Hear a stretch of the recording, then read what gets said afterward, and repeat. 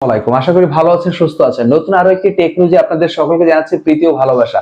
বাংলাদেশ মার্কেটে এন্ট্রি লেভেলের দারুণ কিছু স্মার্টফোন রিলিজ হয়ে গেল। কোয়ালকম স্ন্যাপড্রাগন 8 Gen 4 কিন্তু আসতে যাচ্ছে এবং আইফোনের নতুন আরো একটি ভ্যারিয়েন্টের ফার্স্ট লুক কিন্তু রিভিল হয়ে গিয়েছে।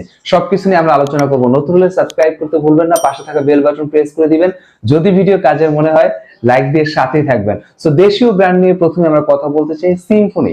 সিম্ফনি কিন্তু এন্ট্রি লেভেলের নতুন আরো একটি স্মার্টফোন রিলিজ করে দিয়েছে। যাদের বাজেট 9 থেকে 10,000 টাকা তারা এই ফোনটি দেখতে পারেন, সিম্ফনি Z17। যেখানে আমরা ডিসপ্লে দেখতে পাচ্ছি এখানে 6.51 ইঞ্চ HD প্লাস রেজোলিউশন একটি ডিসপ্লে থাকবে এবং প্রসেসর এন্ট্রি লেভেলের হলেও বেশ চমৎকার প্রসেসর। এই প্রাইস সেগমেন্টে ইনোসকের T606 একটি চিপসেট পাচ্ছি, 5000 mAh ব্যাটারি এবং ব্যাক প্যানেলে ট্রিপল ক্যামেরা সেটআপ পাচ্ছি। মেইন যে শুটার সেটি হচ্ছে 52 মেগাপিক্সেল এবং 2 মেগাপিক্সেল করে আরো দুটি সেন্সর এখানে আমরা পেয়ে যাব। আর সেলফি ক্যামেরার কথা চিন্তা করলে 8 মেগাপিক্সেল সেলফি ক্যামেরা,